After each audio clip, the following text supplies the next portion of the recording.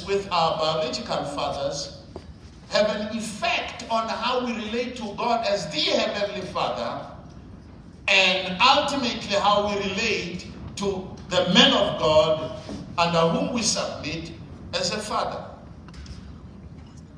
So these clashes between fathers and sons, apart from the fact that the enemy attacks, apart from that, there are socio-psychological issues that are traceable back to our families, to the way we were raised at home. So, as a man of God, you find a young man, he says, I want you to father me, but that young man is coming with wounds. And so oftentimes in the father and son relationship, sometimes you find that some of these sons want you to be, a father they never had. So they transfer the anger or the responsibilities of that their biological fathers were supposed to play over to you as a spiritual father, and they get disappointed. You see, a father in the faith is not there to take the position of the Heavenly Father, neither is he there to take the position or the place of the biological father. Okay, there are benefits to be derived in the relationship between the father and the son. Now, the concept of fatherhood is biblical. 1 Corinthians 4:16, Paul says, I urge you to imitate me. For this reason, I'm sending you Timothy, my son, whom I love. 1 Corinthians 4:16. Then in Titus 1 verse 4, to Titus, my true son in our common faith. In Galatians 4:7, you are no longer a slave, but a son. And so we see that the concept of spiritual father is biblical. I don't have time to go to the argument of Matthew 23 verse 9, because it's taken out of context. Call no man father. That's a session on its own. Now, the concept of sonship in scripture is not only towards God our Father, but also towards other fathers that God placed on earth for our benefit. Now, I want us to focus on the father in the faith, or spiritual father. Others are battling, spiritual father. You can't call any man spiritual father. You can only call them a father in the faith, because God is the spiritual father. So sometimes to avoid that argument, I just use a father in the faith. Because sometimes I don't know who I'm talking to. Okay. So I will be using the term spiritual father and father in the faith interchangeably. But personally, I don't have any problem which one uses. Okay. Now, what benefits can a son derive from having a father? What benefits? And in the same token, these benefits that I'm unpacking will indirectly reveal the role of the father towards the son. Okay, number one, the benefits of sonship. Number one, a son gets training, counsel, and experience from a spiritual father.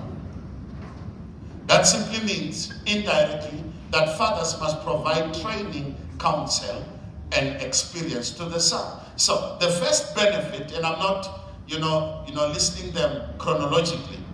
The first benefits of sonship includes training from a spiritual father. Spiritual fathers provide counsel, training, and experience to their sons. Now, normally when you look at that simply suggests that fathers and sons must have time to be together. Fathers must make time. You see, the problem is that we have many fathers who are tithe collectors and not fathers. The only time they phone the son, hello, I didn't see your tithe, what's going on?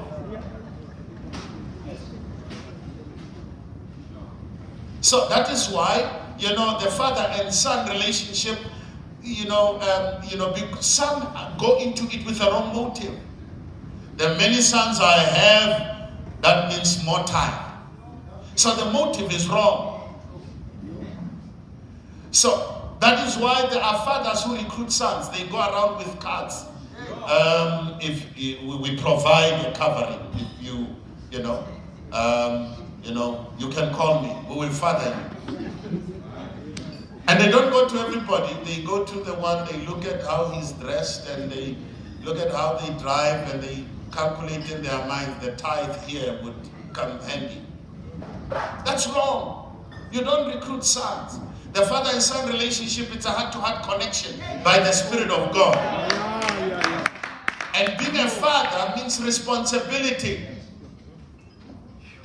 Let me say this. As a father, you can't just make withdrawals before you make deposits. Fathers invest. If the word father means a source and a sustainer. The word father means a life source, a life giver. A father must impart something to the son. A father must get their hands dirty.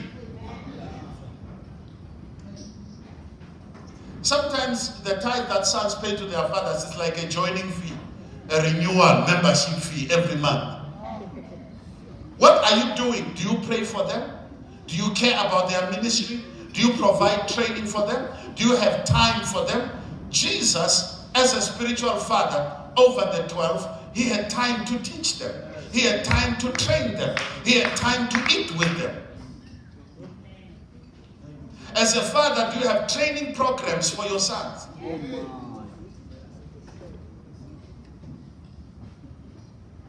Spiritual fathers are competent and seasoned through trial and suffering. They have passed through places in life that sons have not been. And so sons are able to receive counsel from their fathers. Wouldn't it be nice to counsel with someone that has experienced that you are facing? And so as a son, when you have a genuine, true father in the faith, you will receive training. You will receive counsel. You will benefit from their experience. That is why true fathers will open their hearts and share their experiences with the sons, so that the sons can learn from our failures. They can learn from our mistakes, so that our sons can even avoid the mistakes we have made. And let me say this to us fathers. As we train and counsel sons, I'm sorry, I talk about my spiritual father a lot because that's the man that I spend time with from time to time. There's a difference, fathers, between fathering a child and fathering sons.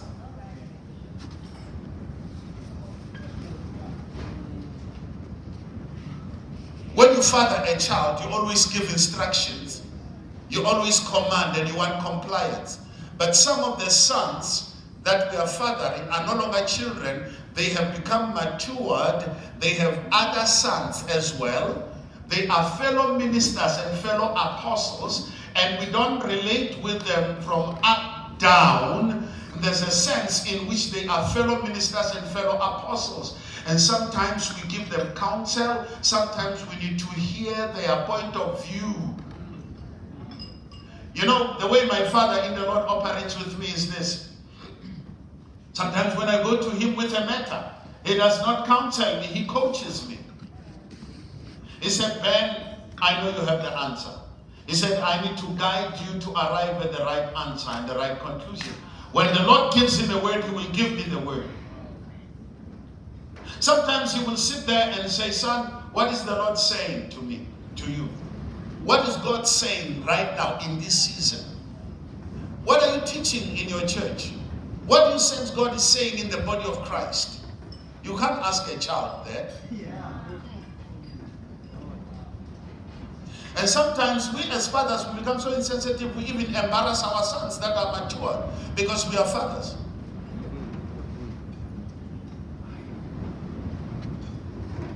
We don't honor them. Remember, we train in precept and in example. So, some people are there, or you are not there, it's still the same. So that simply means you are not useful. But one thing that I like is Paul says, my son Onesimus, who was once useless, but now has become useful. That simply tells me that we can change our attitude.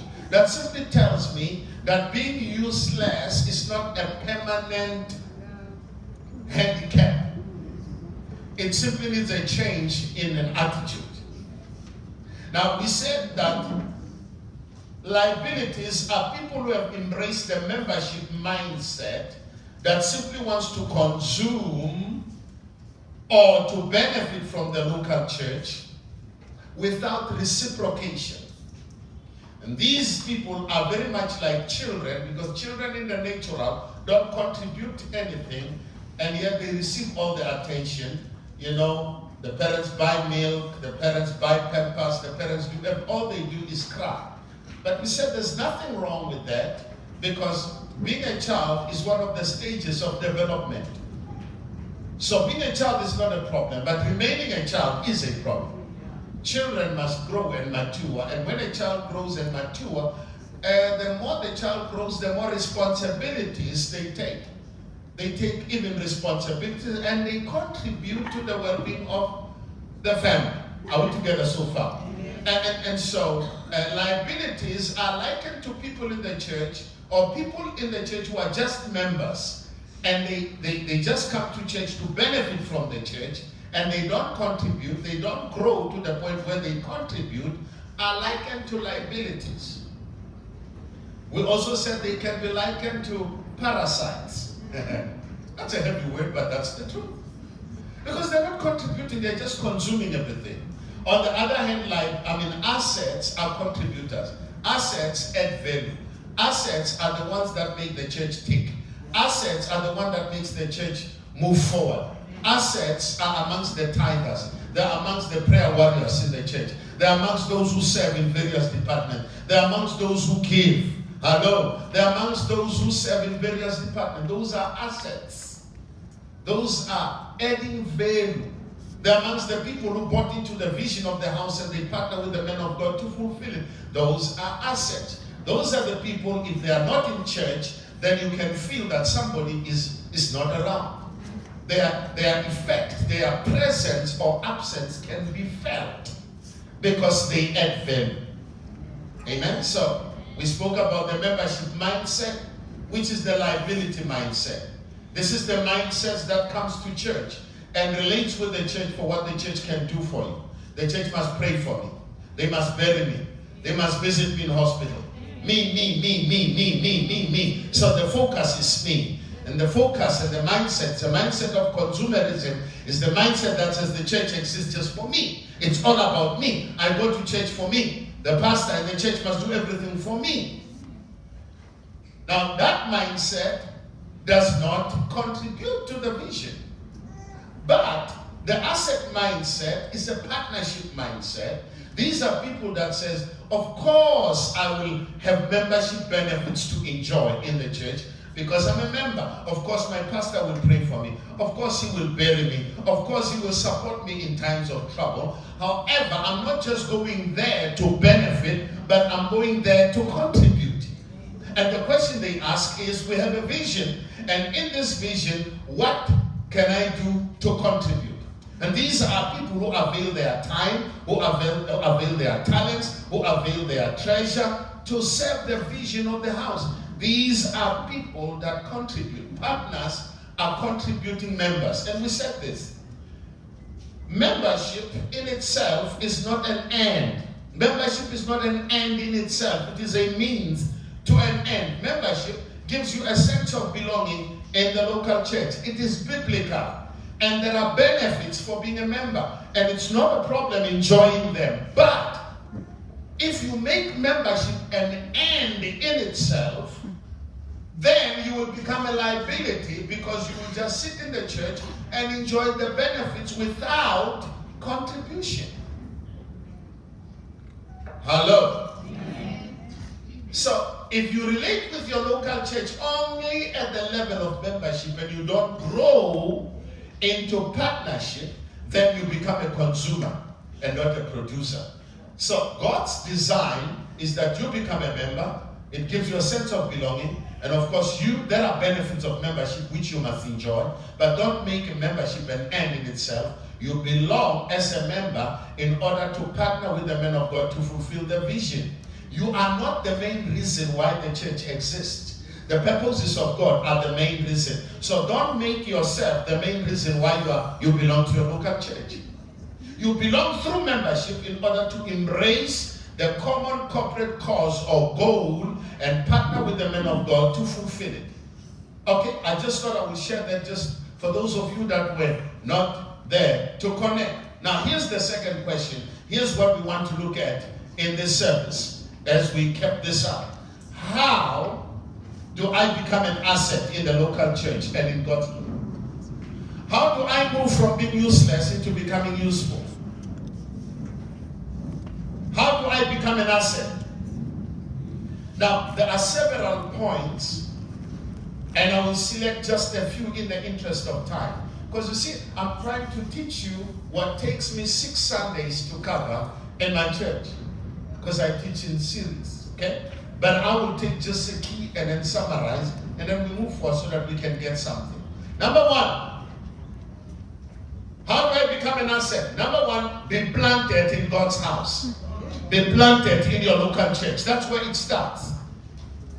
It starts by you being planted in the local church. In Psalm 92, I think verses 12 to 14, the Bible says, those who are planted in the house of the Lord will flourish in the courts of their God.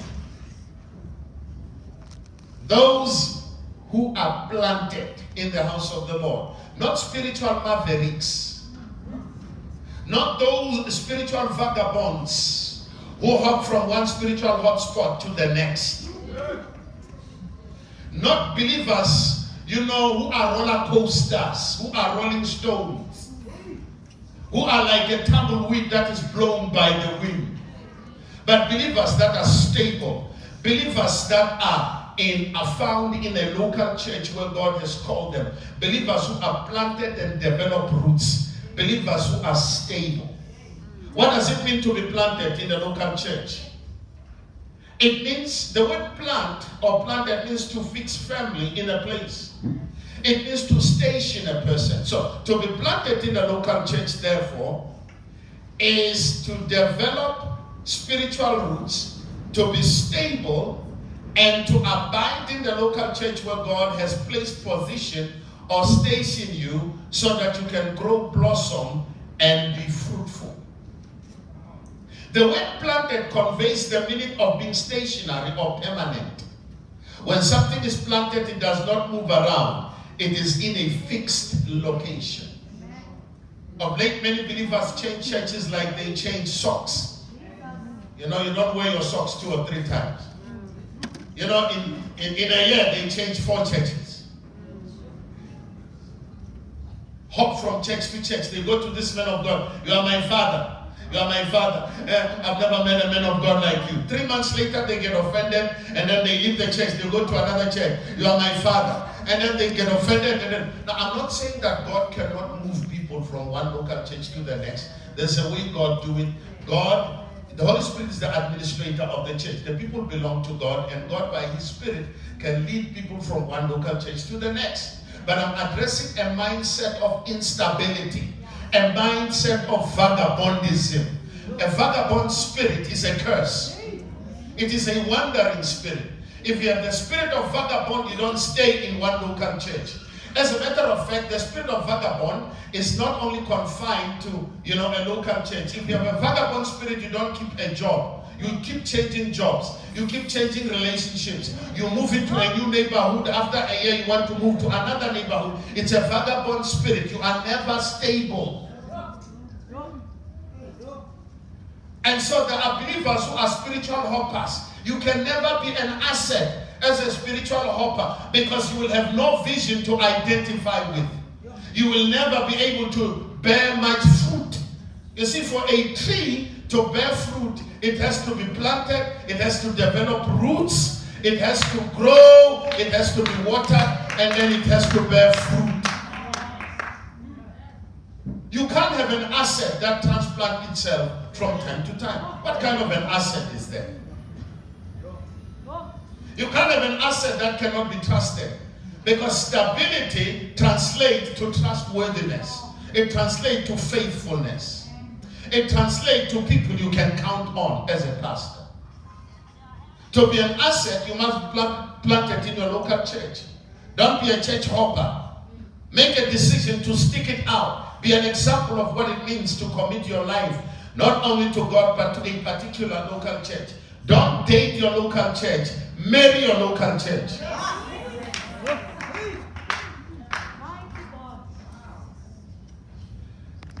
Marriage is not only confined to a union between man and wife. There is a marriage of destinies. In Psalm 27 verse 4, the psalmist says, one thing I have desired of the Lord, that will I seek, that I may dwell in the house of the Lord all the days of my life, to behold the beauty of the Lord and to inquire in his temple. That word dwell is the Hebrew word yashab, a primitive root which means to sit down, to remain, to settle, to marry. It speaks of marriage in the spirit. Now, the New Collins Thesaurus Dictionary defines the word dwell as to abide, establish oneself, inhabit, live, remain, reside, rest, settle, stay, stop. Stop simply means I'm not going anywhere. It simply means the search is over. It simply means this is home. It simply means I'm not going anywhere. To reside is a posture of permanence. This is where God has called me. This is the local church that God has chosen for me. This is the shepherd that God has chosen for me. This is the spiritual home God has chosen for me. And I'm here to reside. I'm here to settle, to remain. To dwell is to marry. You see, you need to marry your local church. You need to marry the visionary and the vision. We're talking about marriage in terms of destinies. And in that commitment, you decide that offense is not going to root me out here. Challenges are not going to root me out. The storms will come, they will blow and go. I might lose my leaves, I might bend forwards and backwards, but I am anchored, because one of the purposes of the roots is to anchor the plant deeply into the ground. When your roots are in your local church, it doesn't matter the storms that your local church faces, it doesn't matter the challenges that your local church faces, because I want to tell you this, it doesn't matter who's pastoring that church. It doesn't matter the man of God. You don't have a man that will not face storm. And you don't have a local church that will not face storm. But if you are anchored because you are planted, you will stay. And that speaks of dependability. These are the people a man of God can depend on. These are the people that you can use to build a strong church. That's why when you look at Billy Graham's ministry, you will find that the man that was singing for him had been with him for over 50 years.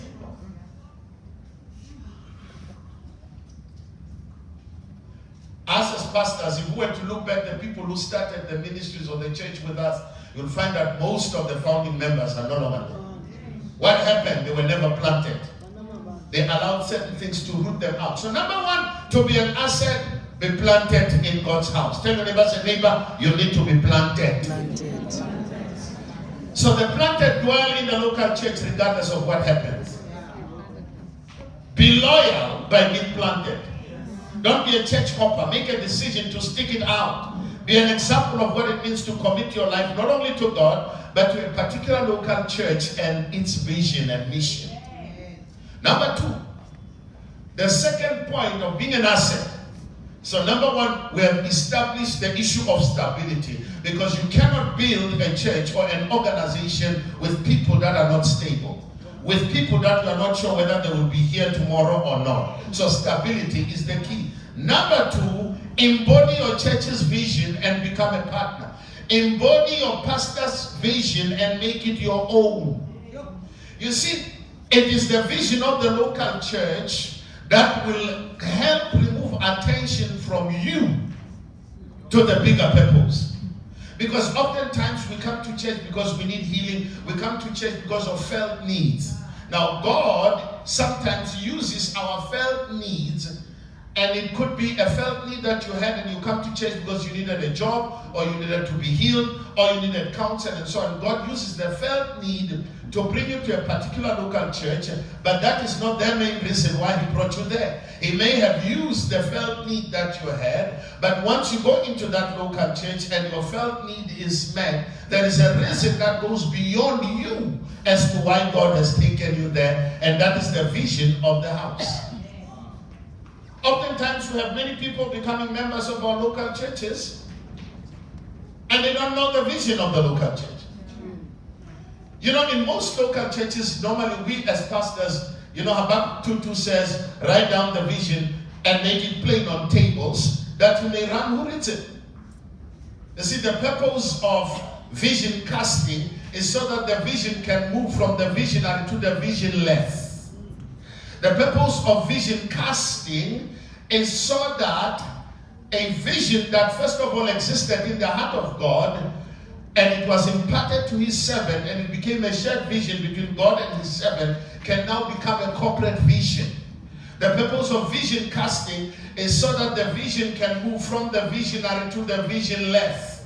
The reason why a man of God will cast vision is so that the visionless can buy into it and own it. The purpose of vision casting is to have a shared vision. So that the vision is not only the pastor's vision, it is not only God's vision, it becomes our vision. There's a sense of ownership. You cannot build a strong church with the people who don't have a sense of ownership of the pastor's calling and vision. And so the man of God writes down the vision. He says, write down the vision and make it plain on tablets. The vision must be clear. It must not be confusing. It must be clear. Write it and make it plain on tablets. Why? That he may run who reads it. Write the vision. To write is to describe clearly.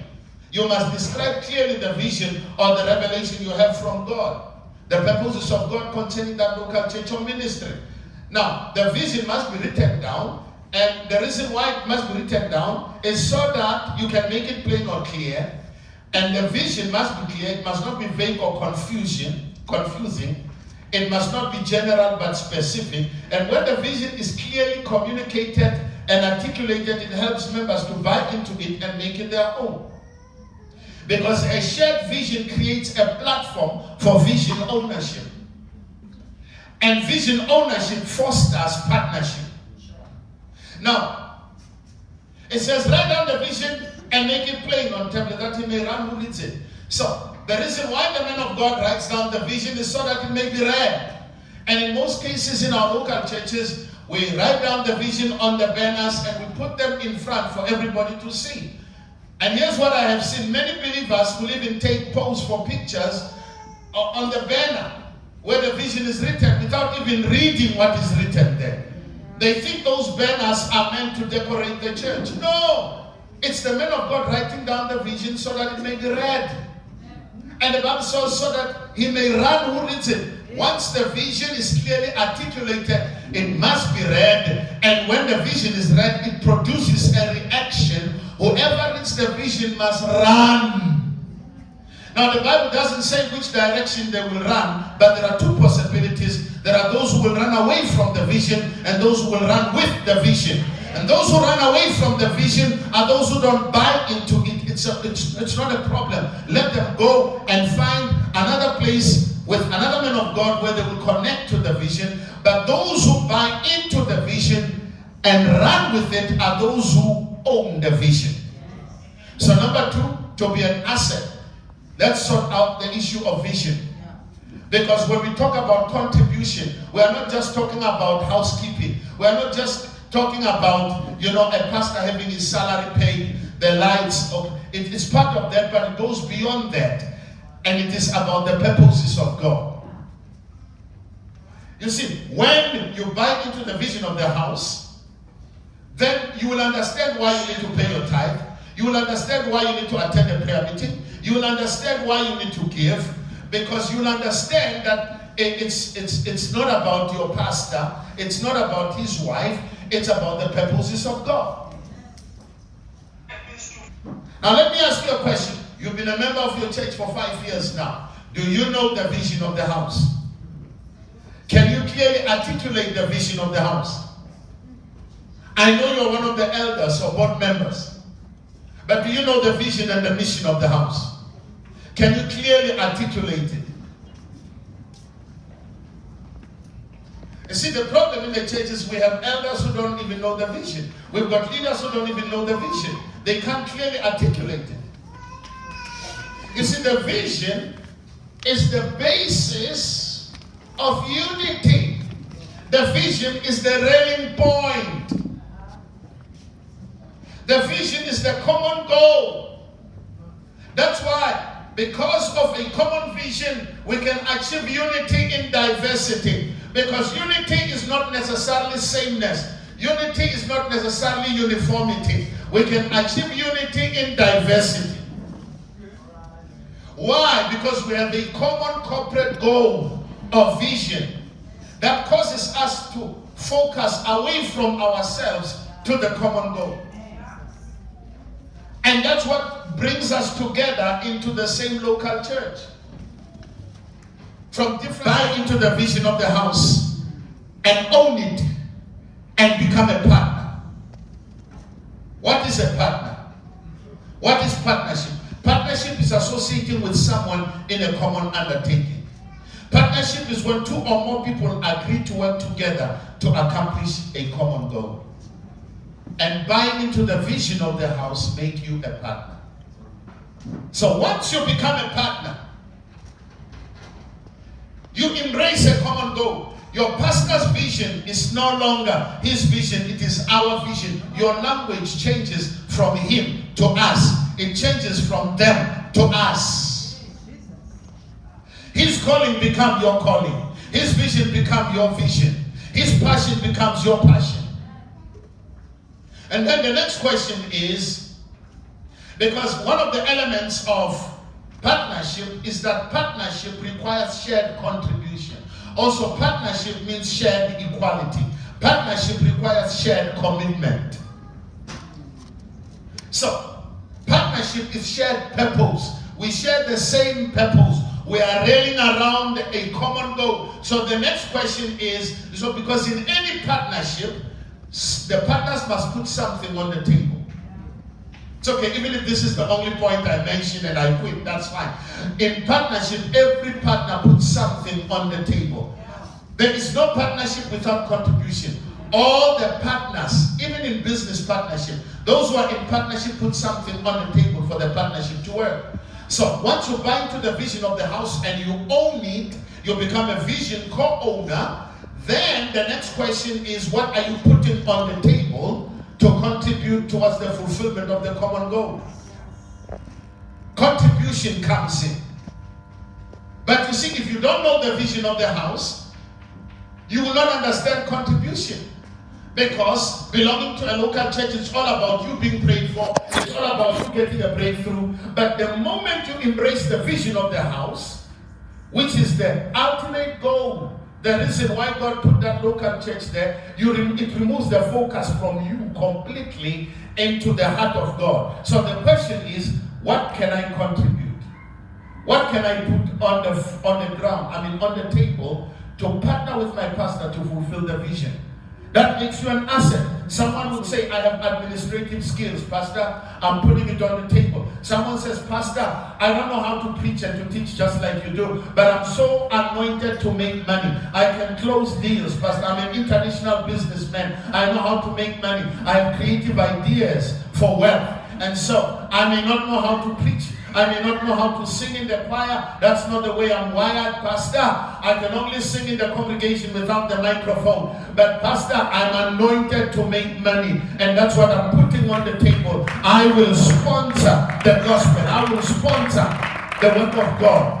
And somebody comes and says, I'm an IT guru. Men of God, this is the skill that God has given me. Anything in the church that needs IT, You don't have to outsource it somewhere. I'm putting it on the table. With this skill, I'm partnering with you. Somebody says, I'm good at organizing. Somebody says, I'm a musician, an accomplished musician. Pastor, you don't have to worry about who is going to sing or so what. This thing is a partnership. Just fulfill your role. I'm putting this on the table. I'm here to help you set the choir right, set the worship team right. Somebody says, he comes and he says, Pastor, I'm so good in administration, I can help to put systems in place. I can help put policies and procedures in place so that the church is run smoothly. I can help with the business side of ministry.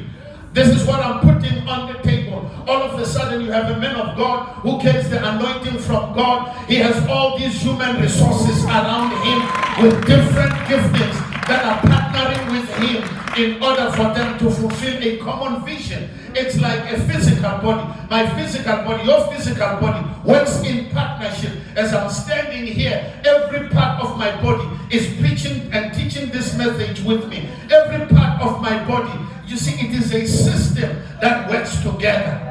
And so the church is the body of Christ. And when there is partnership, every part of the body does its share. Everyone contributes, and the work of God grows, and God gets the credit. Can you imagine in your physical body, if one part of your body decides to be useless?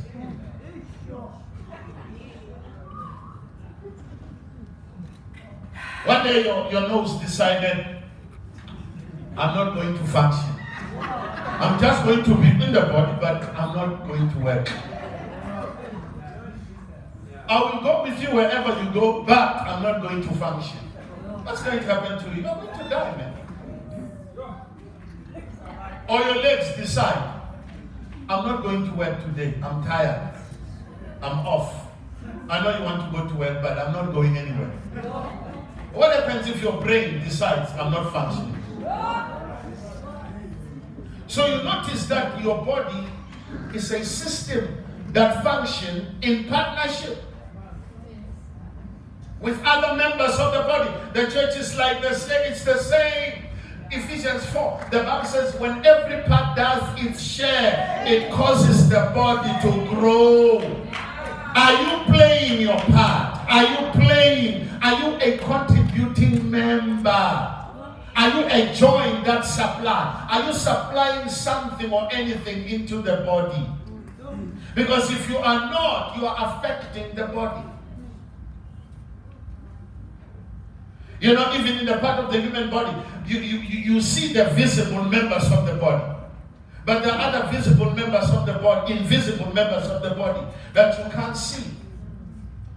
For an example, you don't see my liver, you don't see my pancreas. But if my liver decided I'm stopping to work, or my lungs decided I'm not going to work, what's going to happen to me? I'm going to collapse. And so there are members of the body that are visible. Members of the body that are visible and you can see them. But there are members of the body that are behind the scenes. You don't see them. And yet without them, the body cannot function. It is the same in the local church.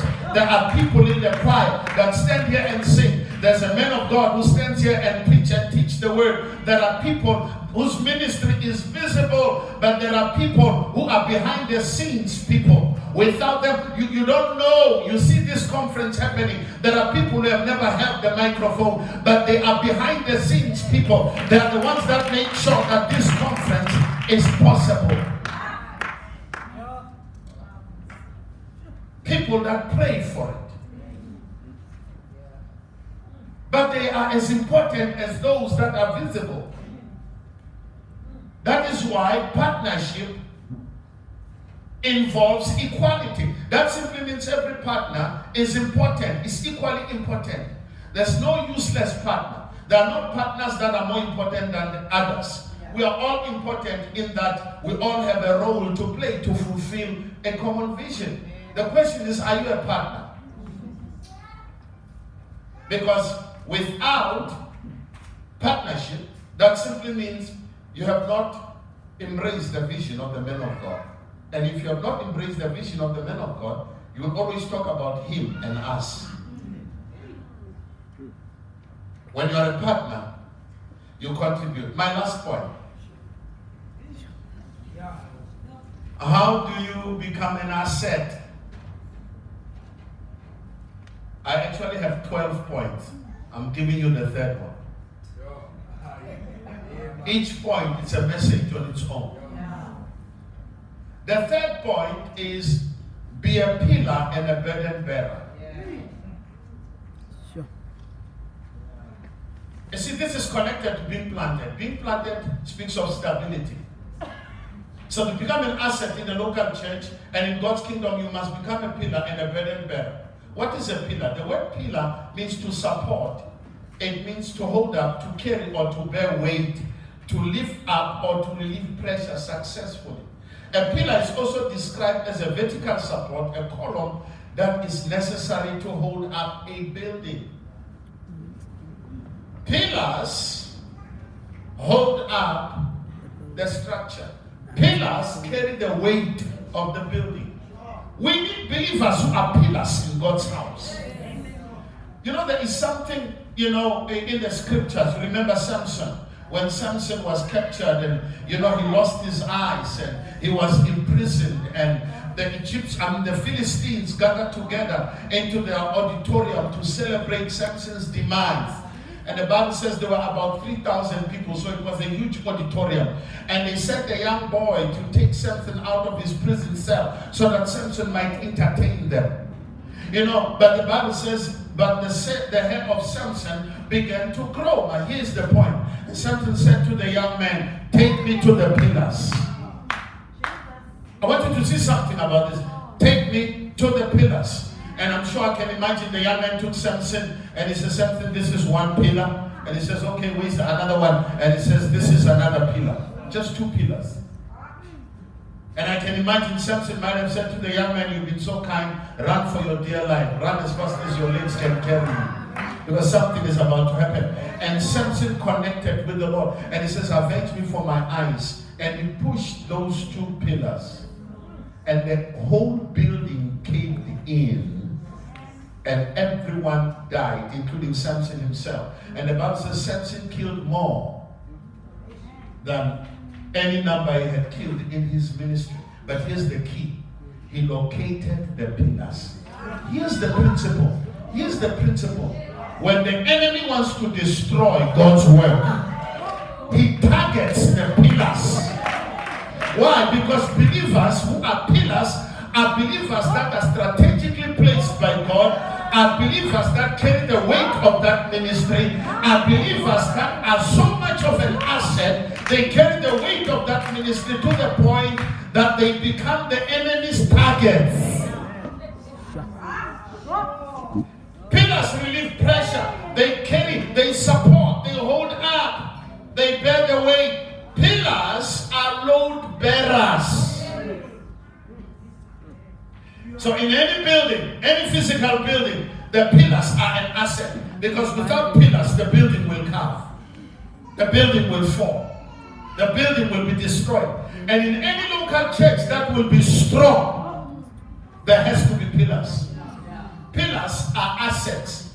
Pillar believers are assets. A pillar believer is one who occupies a central or a responsible position. Pillars are those believers who, by virtue of their commitment and support, hold up the work of God in the church. It could be prayer pillars. It could be financial pillars. It could be worship pillars. These are people who, when they are displaced, the whole thing falls. In Galatians 2 verse 9, the Apostle Paul writes, and when James, Cephas, and John, who seemed to be pillars, perceived the grace that had been given to me, they gave me and Barnabas the right hand of fellowship, that we should go to the Gentiles and they to the circumcised. Paul the Apostle cites the inner circle, Peter, James, and John, as pillars. They were pillars. So people can be pillars. Jesus had John the Beloved, who lied in his bosom. He had the inner circle, Peter, James, and John. He had the 12. He had the 70. Then he had the 500, who later on became the 120. But Paul singles out Peter, James, and John as pillars. And in every ministry, there are pillars. There are men and women that are pillars. These are men and women that help share the load. They are load bearers and burden bearers. What is the role of pillars and burden bearers? Pillars and burden bearers, help the pastor bear the load and share the burden of ministry. True pillars are load bearers that every local pastor needs to help to bear the load of ministry. In the natural, a pillar supports, a pillar holds up, it carries or bears the weight of the building. It lifts up or relieves pressure successfully. In much the same way, pillars are needed in God's house to help the pastor carry the weight and the burden of ministry. Ministry is a work too hard and a burden too heavy for one individual to do or to carry. I know you people think that pastors are not doing anything. You think that being a pastor is an easy way of making money. Just start a church and let's see if you will succeed. Ministry is a burden. It is a burden that someone carries. In Numbers 11, Moses felt he was better off dead because he could not carry the burden of ministry alone. You see, Moses was so anointed, he single-handedly delivered the nation through miracles, signs, and wonders. And yet there is no anointing or grace that can immune a man or woman of God from a need of having a team of burden bearers and pillars. It doesn't matter how anointed and how gifted you are. You cannot share the burden of ministry alone. You need those men and women that will share the burden of ministry with you. And in Numbers 11, when you read it in context, over 600,000 men converged in the tent of Moses, and they cried out, "Give us meat to eat." We miss the cucumbers and the garlics of Egypt. They were influenced by the mixed multitudes. We are tired of this man. Give us meat to eat. Can you imagine over 600,000 men crying to you in the wilderness? There is no game. There's no Kruger National Park. And they want meat. Well, Moses said, where will I find meat to feed all these people? They are crying to me. I'm not able to bear this burden. When you read further in Numbers 11, God says, no problem. I will give them meat. They will eat until it comes out through all their passages, their nostrils and their ears and their mouth. But you see, Moses had a burden and he was crying out. It drove him to the point where he said, I'm better off dead than alive. And then God said, choose 70 elders of the children of Israel whom you know to be. 70 elders whom you know to be elders of the people. You choose Moses and let them stand with you, not as an opposition party, to stand with you, not against you, to stand with you. And God says, I will take the spirit that is upon you and I will put it on them so that they will share the burden with you. So here's what we see. How do we know that you are a burden bearer? You cannot be a burden bearer until you catch the spirit of your leader. People that have a burden for ministry are people that have caught the spirit of their leader. Thank God for the Holy Spirit. You need the Holy Spirit more than anything else. But when it comes to ministry, having the Holy Spirit, as wonderful as it is not enough. You still need to catch the spirit of your leader. Not because the spirit of your leader competes with the Holy Spirit, but because catching the spirit of your leader will help you to share the same burden with him. We have a lot of leaders in our churches that are burden-free. They think attending meetings is doing the pastor a favor. They think it is an inconvenience, the pastor, we are busy, the church. They want me in all these meetings. I'm so busy. Pastor must understand. We are trying to help him. They don't have a burden. We have burdenless leaders. When we have a conference like this, they are the first ones to leave. When the pastor is the last to leave. They are the last ones to arrive and the first ones to leave. And they live with the pastor, with having to transport people to make sure that he works out the logistics. True burden bearers and pillars say, Pastor, as soon as we share the grace, disappear. We don't want to see you here. disappear, we will sort everything out. Those are pillars. You can't share the burden of preaching and the burden of working the logistics at the same time. Those people are assets. Those people are assets. You know, there are some people in our churches, and I'm sure it is true, the pastors can say the same here. My brother on the piano, please play softly. There are people where, you know, which we as pastors, whenever a lady is getting married, if she's a pillar, you know, you just keep praying, Father, I pray that you open the eyes of one of the young men in the church to marry this one. Father, I pray that you will, you know. And when someone comes from another church to marry them, it's not that you have a problem, and you shouldn't have a problem, because sometimes some other pastors end up coming with some protocols that are not biblical. You can't marry outside of this, that's wrong. But generally speaking, you feel, oh my goodness, there goes my pillar. This thing used to affect me to the point where I would say, my daughter, I'm releasing you with mixed feelings. I'm happy for you. You just go. I've been praying for this day to come. On the other hand, I'm weeping because I'm losing a pillar. And one day the Lord said this to me: each time you have to release your sons that are pillars, either through marriage or maybe because they are called into, they are stepping into a new season into their life, and I'm calling them elsewhere, and it's me. Each time that season comes, see it as sowing a seed. See it as sowing them so that you can reap the harvest. Because unless you see it that way, you will become a manipulator. You will try to hold them. Pillars.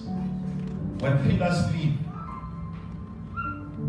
because you know, that is why, Apostle, I said this to my departmental heads. Every head of department must have 2 deputies. Every departmental head must raise 2 other pillars, so that when one pillar moves, either by being transferred to a place or for some other reason, the system does not. Because you see, some of the pillars, it takes 20 years to raise them. Some of the pillars, it takes 5 years to raise them. Some of the pillars, it takes years to raise them. You don't become a pillar overnight. Pillars are people that are trusted. Pillars are people that have been through thick and thin with the men of God and with that ministry.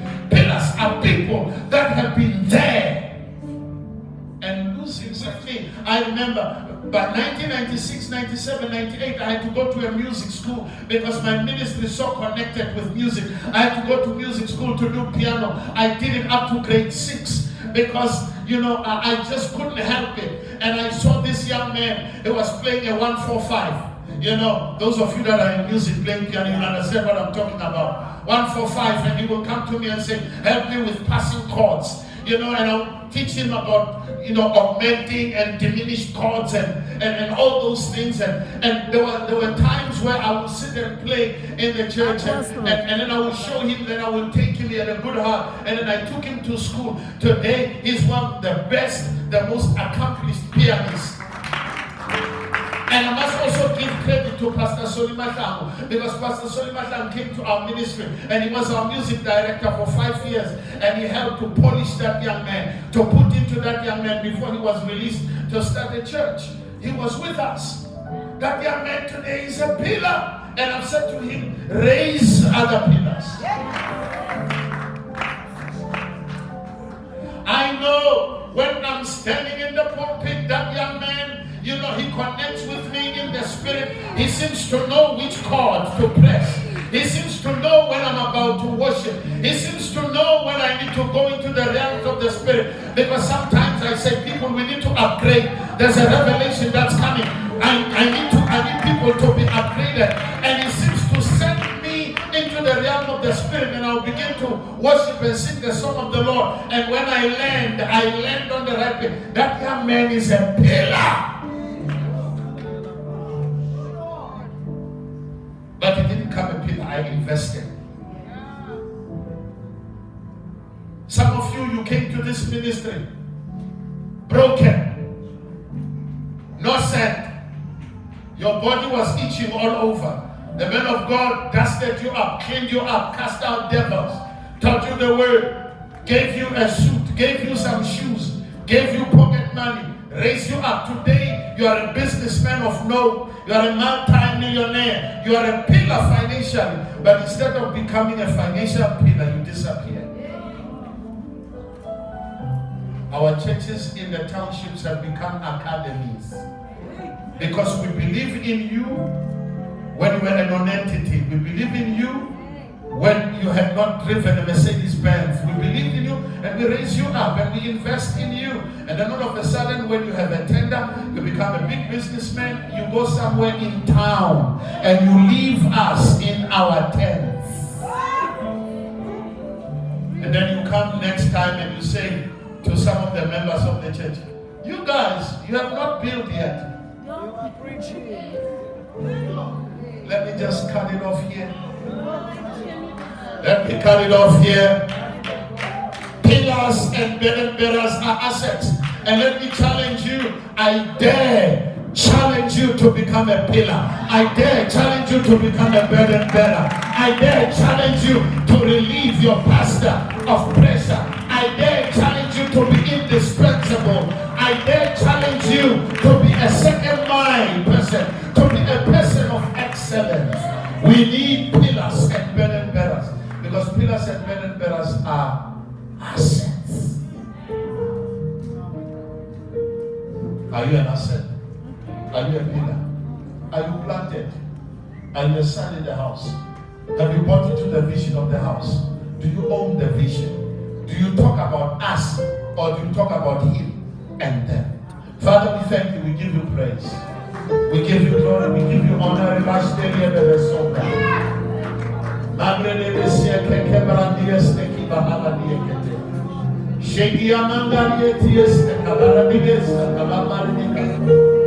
Father, raise in these churches pillars and burden bearers. Raise in these churches men and women that will buy into the vision of their pastors and become partners. Raise partners for every pastor. Raise pillars and burden bearers for every man and woman of God. Lord, help us to build strong local churches. Father God, raise men and women that will be planted, men and women that we can count on, men and women that we can rely on, men and women that will be reliable, men and women that will be dependable. In the name of Jesus.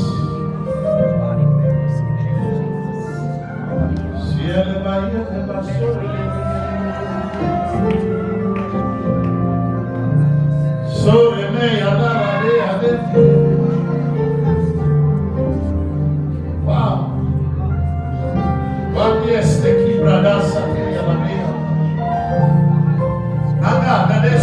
There is a shift in the spirit. There's a shift in the spirit. God is not about to leave you where you are, spiritually speaking.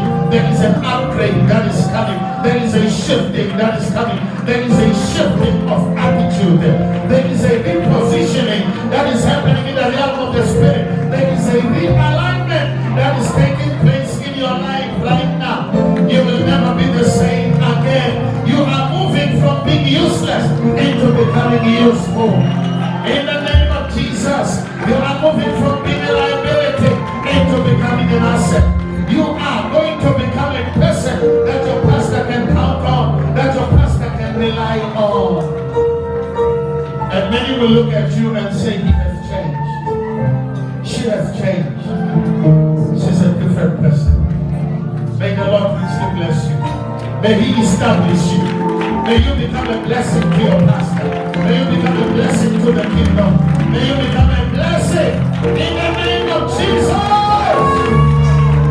If you believe it, say amen. Apostle, but please stand, say, come on, let's give the Lord a big hand.